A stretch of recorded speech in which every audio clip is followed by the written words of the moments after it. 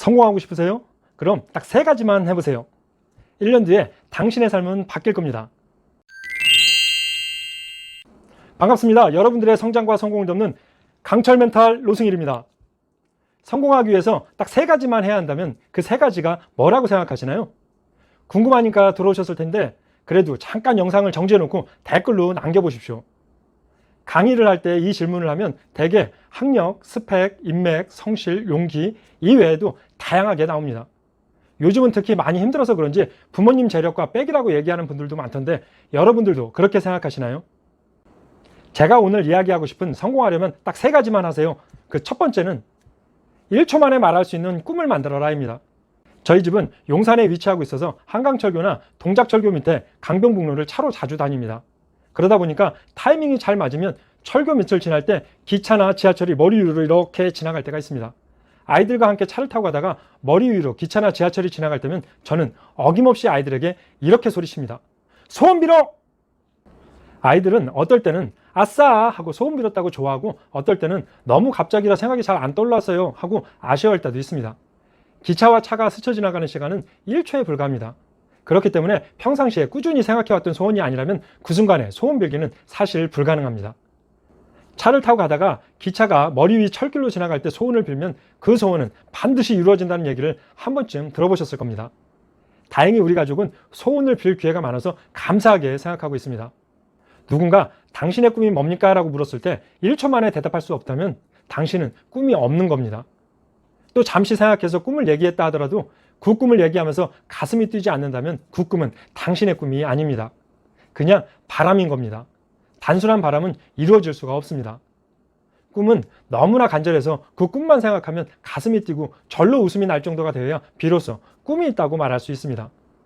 하지만 대다수의 사람들은 성공하고 싶어 하면서 부자가 되고 싶어 하면서 내가 뭘 하고 싶고 뭘 원하는지조차 모릅니다. 자신조차 내가 원하는 걸 모르는데 어떻게 성공할 수 있고 부자가 될 수 있겠습니까? 우리는 내가 뭘 원하는지, 내가 뭘 하고 싶어 하는지, 내가 좋아하는 건 뭔지, 내가 잘하는 건 뭔지 이걸 먼저 생각해야 합니다. 목적지를 못 정했기 때문에 갈팡질팡하고 집중하지 못하는 겁니다. 그렇기 때문에 성공한 사람의 정체성으로 부자의 정체성으로 바뀌지 않는 겁니다. 이 영상을 잠시 멈추고 내가 뭘 원하는지, 내가 무엇을 하고 싶은지 한번 생각해 보십시오. 그리고 꼭 댓글로 남겨보십시오. 너무 거창한 게 아니어도 됩니다. 너무 먼 미래의 꿈이 아니어도 됩니다. 진심으로 내가 원하는 게 뭔지를 찾았다면 그걸로 충분합니다. 그리고 지금부터는 누가 꿈을 물어보면 댓글에 쓴 당신의 꿈을 1초 만에 이야기하십시오. 오늘부터 당신은 1초 만에 말할 수 있는 꿈이 있는 사람입니다. 성공하려면 딱 3가지만 하세요. 두 번째는 긍정적인 열등감을 가져라입니다. 웬 뜬금없이 열등감하고 생각하실 텐데요. 진화 심리학에서 보면 모든 인간은 열등감 유전자를 가지고 진화를 했습니다. 열등감 유전자가 인간의 생존에 도움이 되었다는 이야기입니다. 그런데 이 열등감은 부정적인 열등감이 있고 긍정적인 열등감이 있습니다. 먼저 부정적인 열등감은 나보다 잘나 보이는 사람을 만나면 짜증이 나고 불쾌해집니다. 그리고 저 사람은 부모님을 잘 만나서 원래 똑똑해서 나는 절대로 저 사람처럼 될 수 없다고 생각을 합니다. 또 나에게 열등감을 준 상대방을 비방하기 시작합니다. 더 심하면 공격성마저 생깁니다. 열등감이 심한 악플러들이 여기에 속합니다. 부정적인 열등감은 상대방을 깎아내리면서 애써 현실을 회피하고 자신을 합리화하려고 합니다. 결국 부정적인 열등감은 나를 아무런 발전이 없게 만듭니다.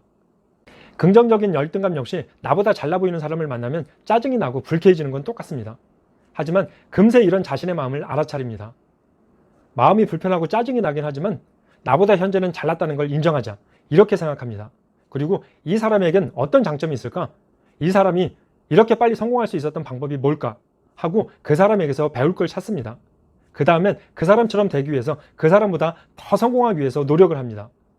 저는 사실 학창시절까지 자존감도 낮고 부정적인 열등감에 사로잡혀 살았던 것 같습니다. 왜 우리 집은 이렇게 가난하지? 왜 우리 집은 이렇게 힘든 일만 생기지? 하고 피해의식에 사로잡혀 있었습니다.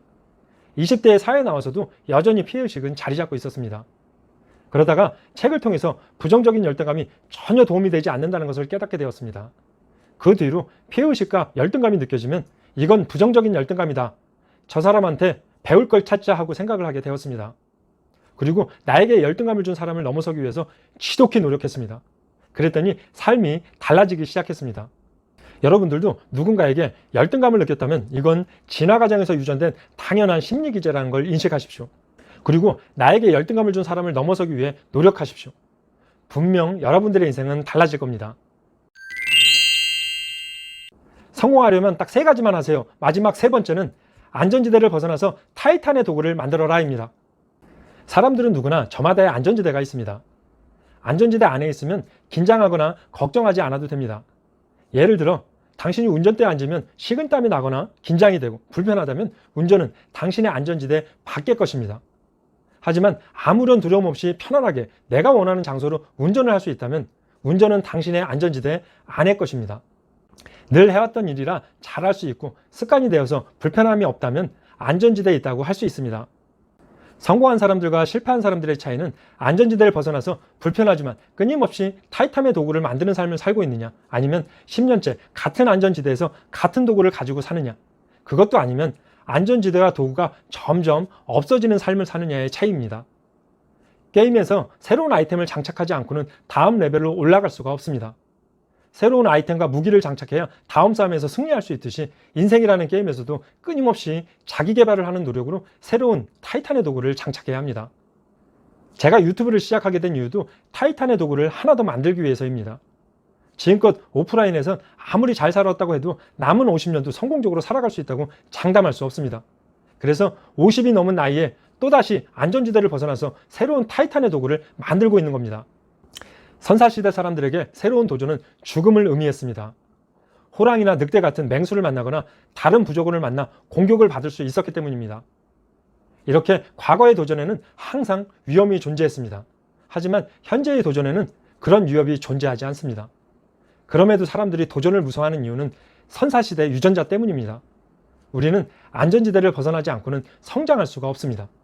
불편하지만 자신의 안전지대를 벗어나서 끊임없이 도전하고 그 도전이 학습을 통해 새로운 변화를 이뤄내고 다시 편안하게 적응하는 일련의 과정이 성장하는 삶, 성공하는 삶입니다.